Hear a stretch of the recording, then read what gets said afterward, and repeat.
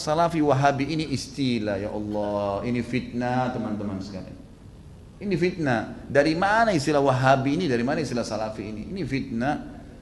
Setiap sebagian teman-teman kita yang berpegang pada sunnah Nabi SAW sering mengatakan kita kembali kepada pemahaman salaf. Pemahaman salaf maksudnya sahabat. Salaf itu orang terdahulu. Dikatakan pesantren salafiyah, pesantren yang dulu, tradisional, gitu kan. Jadi itu pemahaman kembali kepada salaful ummah. Hanya itu. Begitu dikatakan kembali kepada salaf, sahabat, oh ini kelompok salafi namanya. Nisbatkan. Dari mana ini penisbatan ini, gitu kan? Kemudian Wahabi, Wahabi, Wahabi. Apa Wahabi ini? Dari mana istilah ini? Ini keluar dari mulut orang-orang yang tidak bertanggung jawab. Kalau kita lihat cirinya orang Wahabi, yang dianggap Wahabi orangnya berjenggot, jalankan sunnah Nabi. Kalau sholat ke masjid, istrinya pakai tutup aurat. Ya, di rumahnya jauh dari perbuatan-perbuatan dosa. Ini nih kelompok nih. Diolok-olok, Wahabila, Wahabila. Saya pernah dimasukkan dalam grup, gitu kan? Saya lihat semuanya disatuin, teman-teman dari semua ormas ada, termasuk nama saya masuk di situ. Banyak, mungkin ada 80 atau 100 orang ustadz, kiai dan seterusnya. Baru saya masuk di situ saya sudah baca. Ah, ini banyak ustadz-ustadz Wahabi, dimain-mainin gitu, tulisannya pakai O. Wahabi lah ini. Oh, ini Wahabi ini suka tolak salawat, suka tolak zikir, suka tolak doa. Saya berpikir kalau saya mau tanggapin, ini 80 orang, 100 orang di situ, kemudian akan habis waktu saya menyita di situ. Sudahlah, saya keluar, minta maaf, saya nggak ada urusannya di sini, saya keluar. Karena yang bilang orang-orang yang pernah belajar di Saudi teman-teman benci sama zikir itu siapa? Anda yang fitnah itu. Gimana caranya? Orang yang belajar di Madinah, di Masjid Nabawi, di Mekah, zikir kepada Allah. Bahkan mereka paling banyak zikirnya kepada Allah. Mereka paling banyak zikir, tapi zikirnya pakai adab, nggak teriak-teriak, gitu kan? Nggak karang-karang. Apa yang Nabi SAW ajarin itu yang disebutin. Adab sama Allah, subhanallah, subhanallah. Dilakukan, bukan tidak dilakukan. Tapi tidak ada subhanallah, subhanallah, alhamdulillah, alhamdulillah. Dibayangkan main-main, Allah hu, apa ini? Ini apa ini? Ini kalau zaman Umar sudah diketuk semua kepalanya nih. Ngarang-ngarang gitu kan. Oh ini benci sama doa. Siapa yang bilang benci doa teman-teman sekalian? Antum nggak dengar tuh bagaimana Syekh Sudes berdoa sampai hampir 1 jam kalau sholat kunut. Itu dikatakan tuh, itu pentolannya Wahabi katanya. Baik berdoa kunut 1 jam sampai orang semua pada menangis seluruh dunia, antum bilang itu Wahabi. Ini subhanallah ini. Benci doa itu namanya ajib. Sesuatu yang aneh gitu. Bagi saya tuduhan-tuduhan yang tidak beralasan sama sekali. Nggak beralasan nih. Yang penting dari Saudi Wahabi gitu kan. Saya sampai waktu mau berangkat ke Saudi, awal saya mau belajar tahun 90, teman-teman ayah saya sempat titip pesan dari kota Makassar, Khalid, nanti kamu ke Saudi, ambil ilmunya tapi jangan jadi Wahabi. Baik, saya berangkat 6 bulan pertama teman-teman sekalian, semua guru yang masuk saya ketakutan lihat. Ini Wahabi nih. Apa ini Wahabi? Mau yang menakutkan ini. Kena wanti-wanti begitu.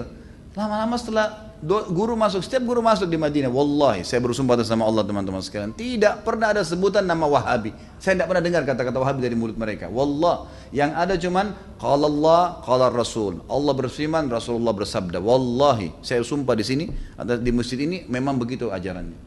Begitu ajarannya, qala Allah, qala Rasul. Qala Allah, qala Rasul selalu. Atau diikuti dengan penjelasan Ibnu Abbas, sahabat, Ibnu Umar, sahabat. Nih pemahamannya mereka, ini pemahamannya sahabat tentang ayat ini, tentang hadis ini. Itu yang kita pelajarin. Dan kalau ada masalah fikih didatangkan 4 madhab semua. Imam Syafi'i bilang begini, ini dalilnya. Imam Ahmad bilang begini, ini dalilnya. Imam Malik bilang begini, Abu Hanifah begini, dalilnya. Jelas, semuanya begitu. Setelah 6 bulan saya berpikir, kok saya harus ya takut dengan orang-orang seperti ini ilmu semua disampaikan, gitu kan? Ilmu semua. Dan bagaimana mempertemukan antara ambil ilmunya, jangan jadi Wahabi. Bagaimana memahami? Saya nggak nyambung gitu. Gimana caranya? Gitu. Teman-teman sekalian, saya kasih jawaban secara akal sehat. Rasulullah SAW lahir di mana?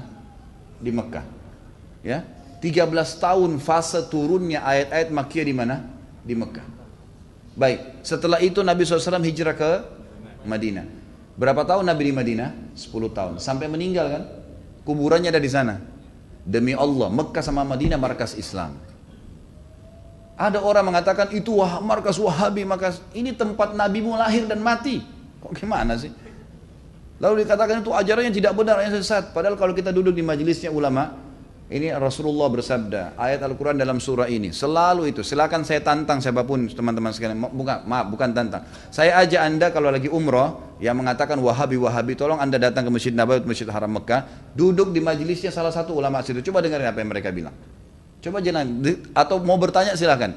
Pasti mereka jawab, hukumnya kalau Allah berfirman surah ini. Rasulullah bersabda begini. Itu isinya. Itulah yang mereka bilang Wahabi. Ini kemurnian agama teman-teman sekalian. Dan kalau anda tidak pertahankan kemudian agama, lalu siapa yang mau pertahankan? Ini aneh sekali gitu. Ini luar biasa, sebenarnya harus diluruskan. Mudah-mudahan Allah berikan hidayah ya. Banyak orang Islam yang tidak faham, ya, dia kukunya masih panjang, sholatnya masih Senin Kamis, ikut-ikutan Wahabi juga. Bukannya belajar, bukannya nanya, malah ikut-ikutan. Ini fitnah di tengah-tengah kaum muslimin. Kata Nabi SAW, Yahudi terpecah 71 golongan, Nasrani 72, umatku 73, semuanya di neraka. Mampir neraka dulu, nanti masuk surga iya. Kecuali satu, nggak pakai lewat neraka masuk surga. Kata para sahabat sudah tanya, siapa itu ya Rasulullah? Apa kata Nabi? Yang berpegang pada sunnahku dan sahabatku. Nah ini yang selalu ditunjuk Salafi, Wahabi, ini yang selalu berkata Rasulullah bersahabat. Ini orang yang berpegang pada kemudian Islam. Teman-teman sekalian, berhenti dalam masalah istilah-istilah seperti ini. Ini bahaya, memperpecah umat dan macam-macam. Saya lihat beberapa di cuplikan YouTube saya, ada kata-kata di bawah. Oh ini pentulannya Wahabi nih. Ini mungkin ISIS nih. Nah ini mungkin ini nih. Ini mungkin ini nih. Padahal orang itu tidak kenal saya. Bagaimana pertanggungjawaban dia hari kiamat di depan Allah? Coba nuduh saya. Bisa ketemu sama saya minta maaf nggak? Kalau nggak ketemu, gimana coba? Saya bisa maafin, tapi dalam hukum Islam, kalau seseorang memfitnah saudaranya Muslim, menuduh sesuatu yang dia tidak punya ilmu, kan itu. Sudah dimaafin pun pada orang yang melakukan, orang yang sedang difitnah, tetap hukum syar'i dia harus minta maaf. Kalau tidak, saya dapat pahala karena memaafkan, dia tetap dihukum sama Allah karena masih belum minta maaf. Variabelnya begitu kan, hukumnya begitu. Orang mencuri, kemudian dia tidak kembalikan haknya orang, tetap dihukum, nggak bisa. Maka teman-teman berhenti dari fitnah ini. Kita ikut-ikutan, ini dikatakan teroris, oh kita juga ikut-ikutan teroris semua. Ini garis keras, ini kita katakan garis keras. Belajar. Kita punya mata bisa melihat, telinga bisa mendengar, hati bisa berpikir, bisa merenungi. Dengar dong dulu, gitu kan? Apa yang disampaikan? Kalau disampaikan benar, terima. Kan itu. Teman-teman yang dituduh dengan istilah ini hanya betul-betul kembali kepada kemudian Al-Quran dan Sunnah. Itu. Coba hadiri pengajiannya pasti selalu kalau Allah, kalau Rasul. Kalau Allah, kalau Rasul. Ini ajaran Islam teman-teman. Gak pernah ada perkataan kata kiai saya, kata guru saya, kata gini, kata gitu. Gak pernah. Anda boleh ikuti ceramah saya, kalau saya pernah katakan ini kata si fulan ini sudah jauh. Kalau Allah, kalau Rasul. Ada tanggapan ulama yang merincikan mungkin atau menyampaikan, itu mungkin. Ini Allahu a'lam. Mudah-mudahan Allah perbaikin keadaan muslim.